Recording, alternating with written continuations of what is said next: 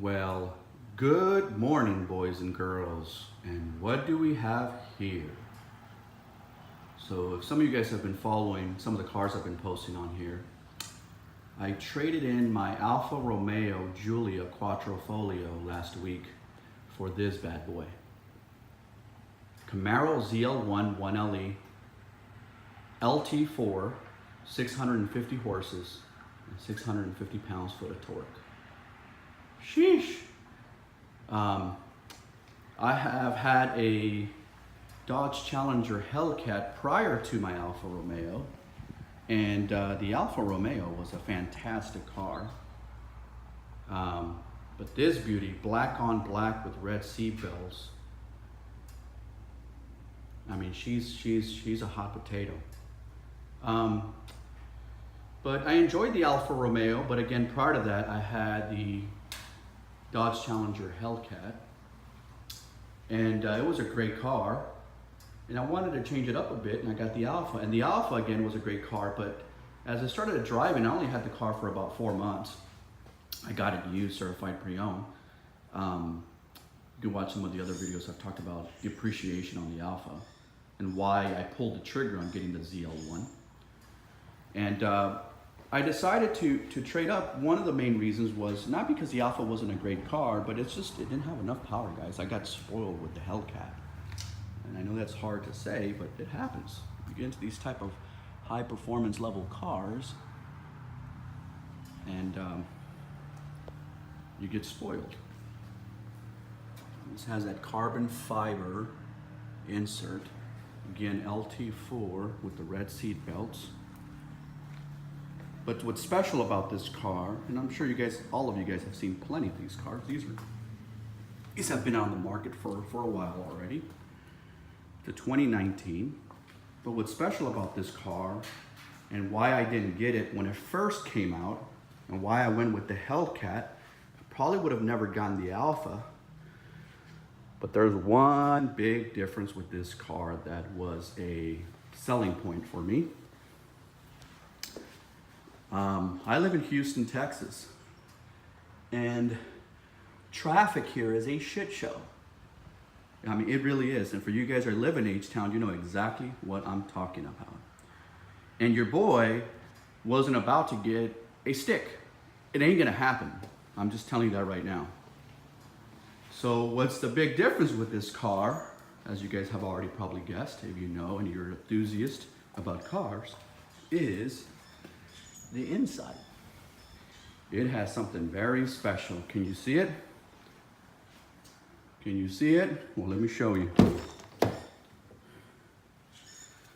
That right there, ladies and gentlemen, is what's the game changer for me. 10-speed automatic transmission, co-developed with Ford. Now, the new GT500 is coming out, but it's not gonna have a 10-speed. It's gonna have that 7-speed, I wanna say dual clutch. GM did co-develop this car. The transmission with Ford. More automakers are starting to do that to save cost. And I'm just glad the ZL1 finally came with this. I mean, it's fantastic.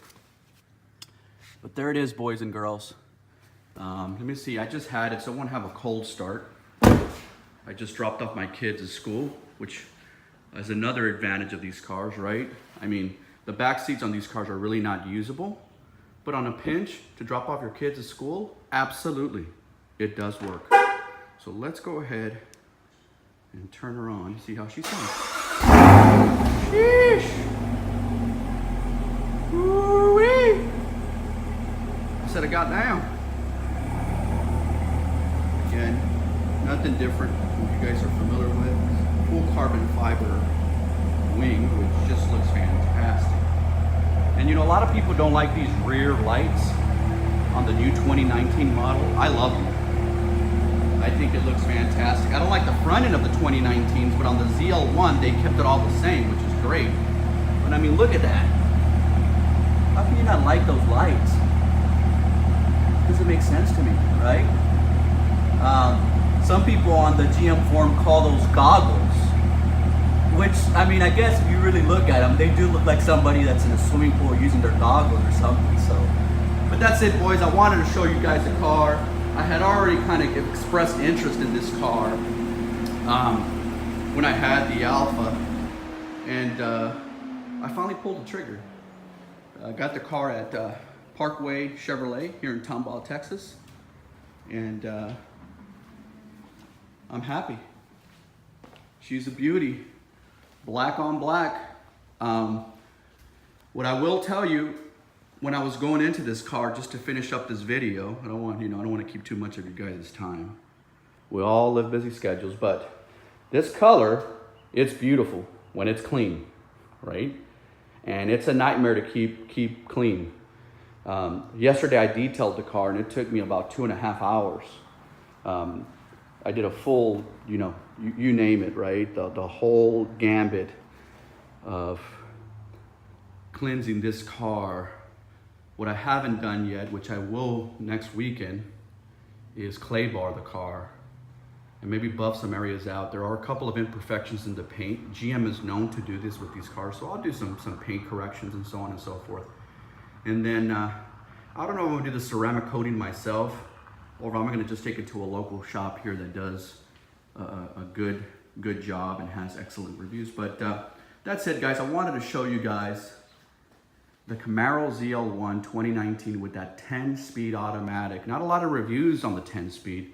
I've seen some people post some of them, but nobody's said anything. I can tell you this goddamn car, that transmission shifts so fast. I don't want to floor too hard yet because she's still in her break-in period. So once the car reaches 500 miles, which she's about 100 miles away from that, I'm going to go ahead and do an oil change on it. Just to make sure, I'm following the manual, what they recommend. The other thing I wanted to say about the car, sorry, I'm still pushing this damn video too damn long, but is she rides rough, right? This is a track car that's basically street legal. So those tires that it's coming with, they're gonna be replaced. They're those Ego F1s. They're basically known to be on the track. They're almost like slicks. They don't work for Houston weather. It rains a lot in H-Town. So I already called Discount Tire and I'm ordering some Michelin's 4S. Very good reviews, but the car does ride really rough. When I got the car, it had like 40 PSI or 42 PSI on the tires. And I was like, man, this thing is, it's hurting my back. So I reduced the PSI to about 30, 32. And what a world of a difference. It's still rough, right? The suspension is still rough, but it is a vast improvement by removing the PSI. And then in talking to some other folks within the Camaro forums, and one of my buddies, he drives a Porsche GT3, he said, go ahead and replace those tires, man. And you're gonna see once you put some street tires on it, she's also gonna ride a little bit smoother. So I'm looking forward to that. I'll keep you guys posted. Maybe my next video I'll post for you guys is when I finally get those tires installed and give a review of how it feels on the car. And then the next thing, of course, we don't like the fish tank, right? We got to put some tint on here. Look at that. I look like a fish in the fish tank with those windows. So that's it, boys. Take it easy. Peace out. Have a good week.